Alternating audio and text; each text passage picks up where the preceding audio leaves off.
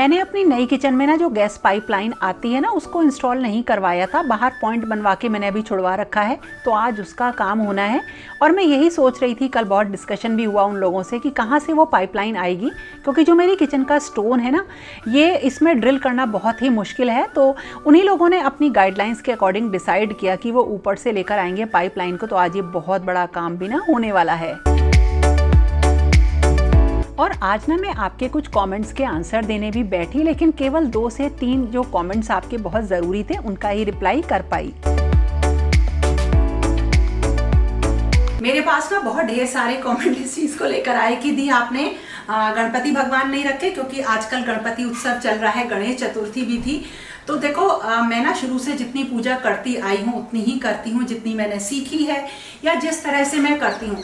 उसमें कोई भी चीज़ नई ऐड करना तब होता है जब मैं उस चीज़ के बारे में बहुत अच्छी तरीके से जान जाती हूँ, या मुझे लगता है कि ये चीज़ भी हमें करनी चाहिए।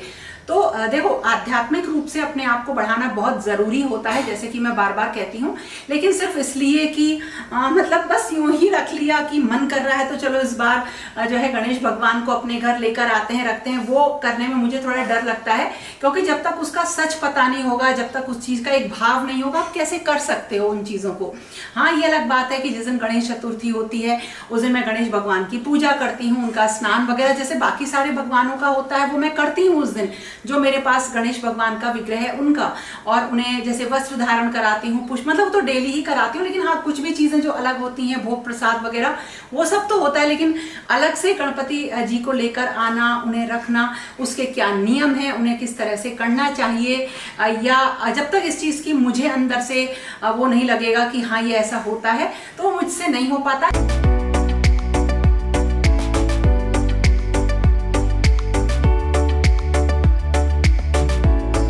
एक ऐसा कमेंट जो कि हर वीडियो में आना ही है, और वो ये है कि आप थकते नहीं हो क्या, इतना काम करते हो और आपने कोई मेड या हेल्पर क्यों नहीं लगा रखी है। तो देखिए, अगर आपको एक सही मेड या हेल्पर मिले जो आपके हिसाब से थोड़ा सा काम करे, आप उसके संग थोड़ा सा एडजस्ट करके काम करो, या जो मेरे टाइमिंग्स हैं या मेरा जितना सारा ढेर सारा काम है उसके अकॉर्डिंग कोई मिले, तो शायद मैं रख लूँ, क्योंकि मुझे भी ये मन करता है कि मैं अपने मेन काम पे, अपने कोर काम पे फोकस करूँ, और जो भी मेरा ऐसा काम है जो कि थोड़ा सा कोई और कर सकता है तो मैं उसे दे दूं। मेरा जो रूटीन है और जो मेरे टाइमिंग्स हैं उसके अकॉर्डिंग मैं अपना ये सारा काम मॉर्निंग में खत्म कर लेती हूँ। जैसे मैं अभी आपको बताऊं, इस वक्त करीब 8:30 बज रहे हैं और मैं सारा काम आपसे 1 घंटा पहले ही खत्म कर चुकी हूँ। बस लंच का काम मुझे करना है, जो कि मैं साथ साथ जब भी मैं आपके साथ वीडियो शेयर कर रही हूँ उसके साथ करूंगी। अब मैं फ्री हूँ, मतलब अब मैं अपना काम अपने अकॉर्डिंग कर रही हूँ। मुझे कहीं जाना है तो मैं जा सकती हूँ, क्योंकि मुझे बहुत सारी चीजें करनी होती हैं, और उसमें अगर कोई घर पे रहेगा तो मेरी ये चीज हो जाती है कि वो घर पे है तो मुझे बाद में जाना है, यानी मुझे बहुत सारे एडजस्टमेंट करने पड़ेंगे, बहुत सारे अपने रूटीन चेंज करने पड़ेंगे। सुबह उठ के मुझे पूजा करनी है तो मुझे झाड़ू भी लगानी है, मतलब जैसा मेरा अपना तरीका है। इसलिए वो जो यूनियन है ना मेरे कामों का और जो उसे करेगा उसका जो यूनियन है वो इतना अच्छा नहीं हो पाता कि मुझे ऐसा लगता है कि हाँ मैं कर लेती हूँ। लेकिन हाँ, और इसमें एक चीज और बोलूंगी आपको कि जब हम अपने घर का काम करते हैं तो कुछ लोग सोचते हैं अरे घर का काम हमारा काम थोड़ी है, ऐसे तो कोई हेल्पर करे या कोई मेड करे। तो देखिए, काम अगर बड़ा होगा तो हम उसे बहुत अच्छे से करेंगे, ये बहुत ही गलत एटीट्यूड होता है। अगर हमारे पास जैसा भी काम होता है, चाहे वो हमारे घर का काम हो, हमारे करियर का काम हो या कोई भी काम हो, हमें उसे हमेशा बहुत बड़ा मानकर करना चाहिए, चाहे वो काम छोटा सा क्यों ना हो।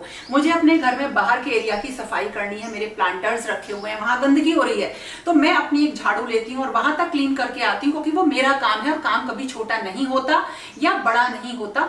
छोटे काम में भी हमें अपने बेस्ट एफर्ट्स देने चाहिए और हमेशा उसे बड़ा मानकर ही करना चाहिए। और जो हमारा खुद का काम होता है वो कभी छोटा नहीं होता। मेरे पास बहुत सारी मेल्स आती हैं जिसमें आप अपनी कोई पर्सनल प्रॉब्लम शेयर करते हैं मुझसे, तो वो पूरी मैं पढ़ती हूँ और आप मतलब उसमें बहुत डिटेल में जो है आप शेयर करते हैं।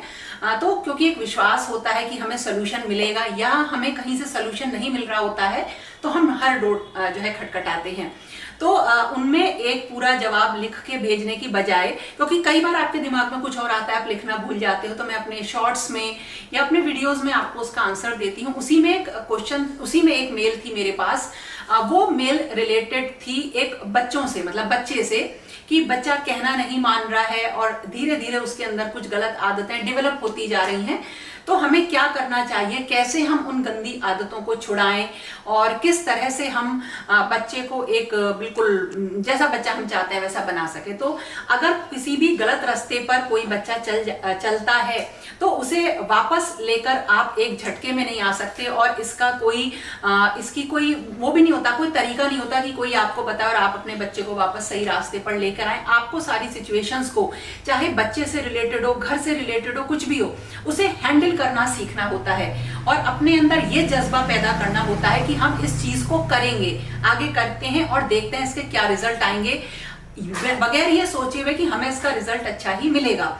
जैसे अगर मैं बच्चों की बात करूं तो जो आजकल स्कूल्स हैं उनको हमें थोड़ा सोच के चूज करना चाहिए, क्योंकि जो स्कूल्स होते हैं वो हमें क्या सिखा रहे हैं, वो एक्चुअली एक ऐसा कल्चर है जो आजकल का करंट एजुकेशनल सिस्टम है कि वहां पे आपको कुछ लेसन्स डेली सिखाए जा रहे हैं। आप स्कूल जा रहे हो, आपके मतलब बच्चे स्कूल जा रहे हैं, उनके टीचर्स उनको पढ़ा रहे हैं, पूरे लेसन उनका तैयार होता है, फिर उनका टेस्ट हो रहा है कि उन्होंने उस लेसन को कितना याद किया। यानी ये टेस्ट किस चीज का हो रहा है, एक मेमोरी का टेस्ट है, आपकी याददाश्त का टेस्ट है कि आप कितनी चीजें याद रख सकते हैं।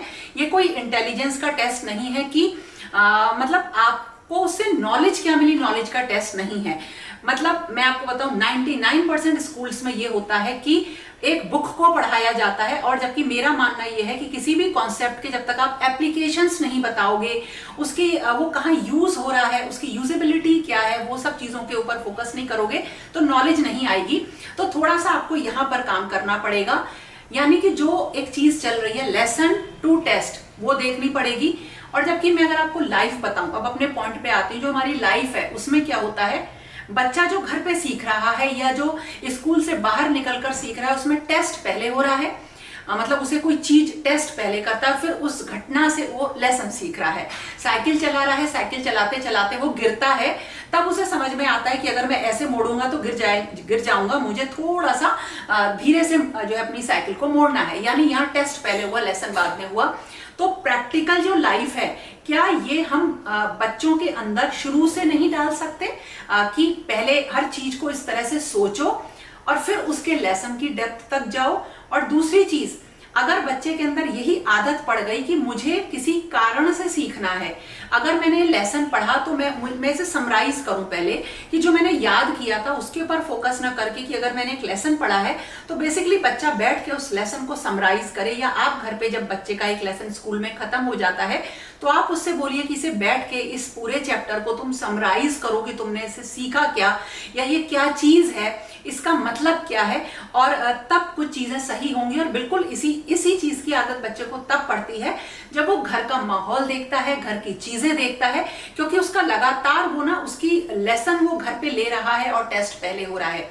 तो घर का जो माहौल होता है, घर में जो अपब्रिंगिंग होती है बच्चे की, बच्चों से जो बातें होती हैं, उनका असर बच्चों के हर फील्ड में पड़ता है। यानी कि आपको बस घर में एक ऐसा माहौल रखना है कि बच्चे के अंदर किसी भी चीज को सीखने की जिज्ञासा बढ़े, ना कि वो घर का माहौल देख के उसी में दब के रह जाए कि आज तो पेरेंट्स के झगड़े हो रहे हैं, या आज और किसी बड़े ने छोटे से क्या कह दिया। यानी घर का माहौल जो होता है वो आपको इतना खुशनुमा और इतना स्ट्रेस फ्री रखना होता है कि आपका बच्चा उन चीजों से सीखे। तो ये कोर चीज होती है घर का माहौल। और दूसरी चीज जो होती है, बच्चों से ज्यादा बैठ के बात करना, उनसे कम्युनिकेट करना, ये बहुत ही ज्यादा जरूरी है। और ये जो सारी चीजें हैं, ये मैं कोई इस फील्ड की कोई एक्सपर्ट नहीं हूं, या मैंने ये सारी चीजें कहीं पढ़ी नहीं है, जो मुझे समझ में आती गई अपनी लाइफ में अपने बच्चों के साथ साथ गलतियां करके, अच्छा करके, वही ये सारी चीजें हैं।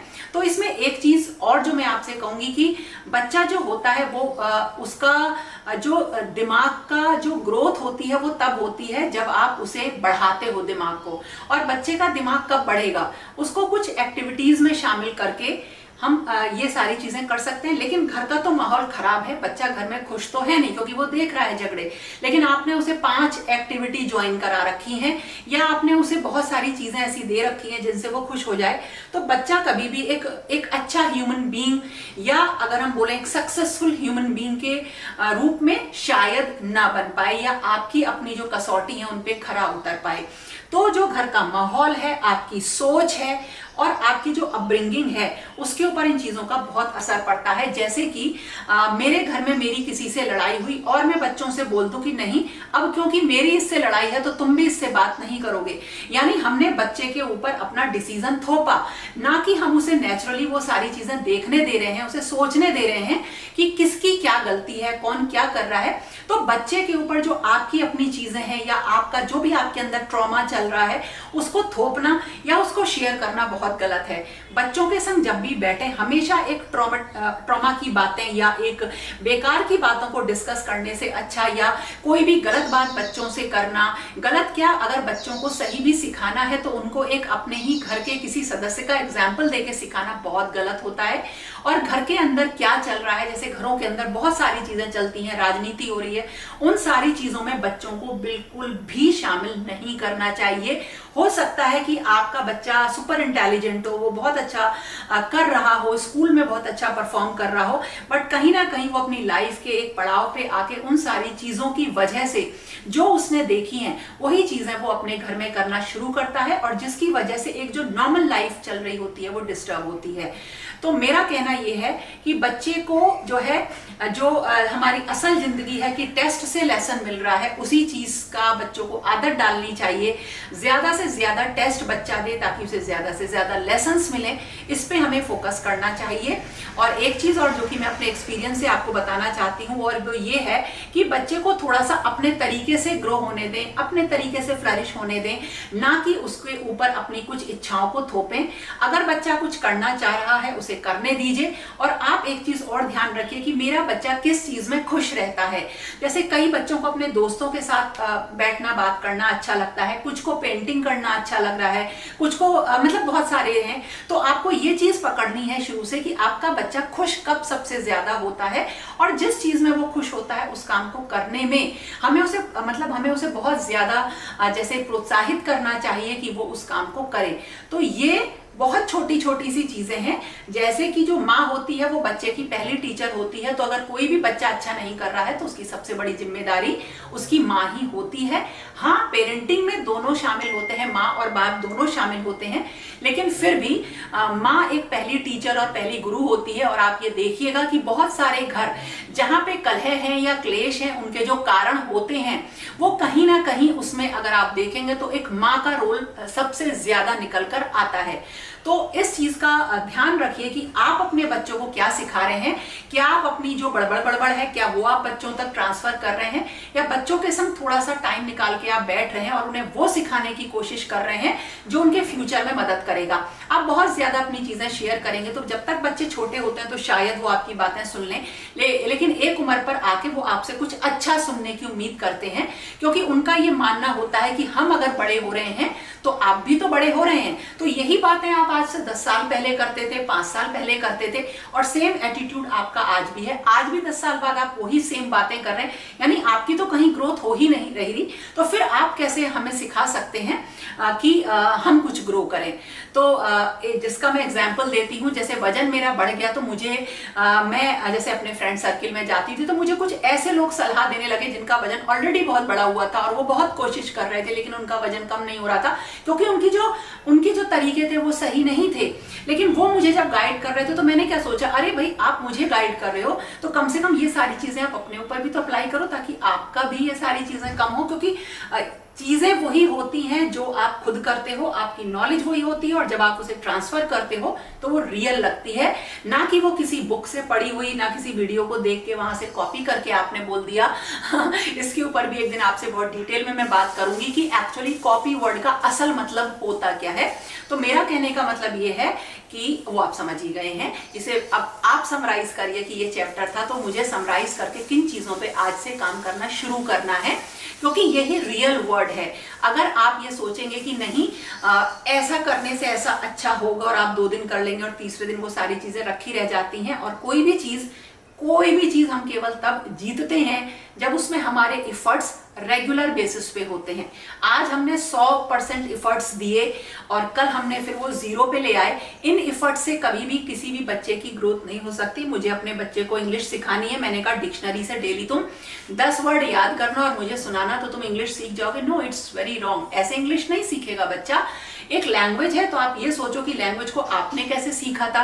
क्या जब आप पैदा हुए थे और आपने बोलना सीखा था तो क्या आपकी मम्मी आपको 10 वर्ड डेली सिखाती थी कि नहीं मैं आपको 10 वर्ड डेली सिखा रही हूं? अब आप बोलोगे आपने बोलना एक नेचुरल तरीके से शुरू किया था। यानी बच्चे को कुछ भी सिखाने से पहले उसे प्रैक्टिकल तौर तरीकों से हमें सीखना पड़ता है, कुछ प्रैक्टिकल तरीके से सोचना पड़ता है। तो कुछ अपनी जो बेकार की दुनिया है ना, जहां हम बेकार में सोच रहे हैं इसने मुझसे ये कहा, इसने मुझसे ये कहा, ये खराब है, ये अच्छा है, हम इन चक्करों में इतने ज्यादा पड़ जाते हैं कि हम ये भूल जाते हैं कि हमारी जिंदगी का जो मेन फोकस है और मेन गोल है वो क्या है।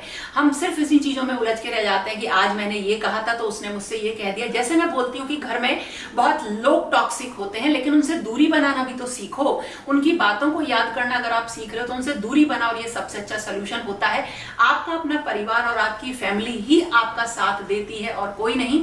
इस समाज की, इस दुनिया की किसने मुझसे क्या कहा कोई भी परवाह नहीं करनी चाहिए, वरना आप इसमें इतना उलझ जाते हो कि इसकी गांठ को बैठ के फिर आप डेली खोलते हो, फिर वो डेली लगती है। क्योंकि आपके बस में तो केवल गांठ को खोलना है, गांठ लगाना नहीं है। वो तो कोई और लगा रहा है और आप बस उसको देख रहे हो। तो इतना उलझ जाओगे कि आप उस नेट पे से बाहर निकलकर कुछ और अपने लिए कर ही नहीं पाओगे और आप दिन भर रोओगे, दिन भर यही सोचोगे कि इसने मुझसे ये कहा या इसने मुझसे ये कहा। तो आपके पास करने के लिए लाइफ में बहुत कुछ है। तो कुछ जो छोटी चीजें हैं और ओछी चीजें हैं उनसे हमें बाहर निकलना होगा, तभी हम कुछ अपना मेन काम कर सकते हैं। वरना आप इन्हीं चीजों में उलझ के रह जाओगे और कई बार अपने आप को आप इतना सुपर ह्यूमन मान लोगे कि जो हमारे कैलकुलेशंस हैं वो इतने अच्छे हैं कि इन्हीं कैलकुलेशंस पे हमारा घर चल रहा है। अगर मैं ऐसा कहूंगी या मैं ऐसा बोलूंगी या मैं ऐसा बोलूंगा तभी घर में अच्छी चीजें चलेंगी। तो ये जो है ये जो आप सुपरमैन या सुपर वुमेन, या मैं से सुपर तो नहीं बोलूंगी, मतलब अगर आप एक डिक्टेटर बन जाते हैं घर में कि मेरा ही कहना सही है, मेरा ही मानो तो शायद गलत होता है, तो सारी चीजों को छोड़ के दोनों तरफ से हटा के अपने काम पे फोकस करिए और ये कोशिश करिए कि आपका जो कैनवस है जिसमें आपको कलर भरने हैं आपके बच्चे के फॉर्म में, वो एक ब्यूटीफुल कैनवस निकल कर आए। केवल इसी फॉर्म में नहीं कि मेरा बच्चा इंजीनियर, डॉक्टर, आईएएस, पीसीएस या ये बन गया। ये लाइफ के अचीवमेंट्स नहीं होते हैं। अगर यही लाइफ के अचीवमेंट्स होते, पैसा कमाना ही लाइफ का अचीवमेंट होता या एक बहुत अच्छा करियर लाइफ का अचीवमेंट होता, तो आज जितने लोगों के पास करियर है या पैसा है वो सबसे ज्यादा खुश लोगों में से होते, जबकि है उसका उल्टा। अगर लाइफ की रियल थियरी आपके पास नहीं है तो आप सब कुछ आने के बाद भी खुश नहीं रहते हैं और उसे छोड़ देते हैं। तो ये था एक और कमेंट। और अब मैं देखती हूँ कि वीडियो की ड्यूरेशन कितनी हो गई है और उसके अकॉर्डिंग मैं आगे के जो है पॉइंट पे आऊंगी, नहीं तो अगले वीडियो में आपके जो है कमेंट्स वो कवर करूंगी। तो दोस्तों ये था मेरा आज का वीडियो। इसमें कुछ भी अगर आपको ऐसा लगा हो कि आप रिलेट करते हैं तो लाइक ज़रूर करना। और आज ना शानू भी आ रहा है तो अब मुझे उसके लिए बढ़िया सा लंच भी बनाना है। तो फिर मिलेंगे एक नए और इंटरेस्टिंग वीडियो के साथ। तब तक के लिए okay friends, thank you and bye bye.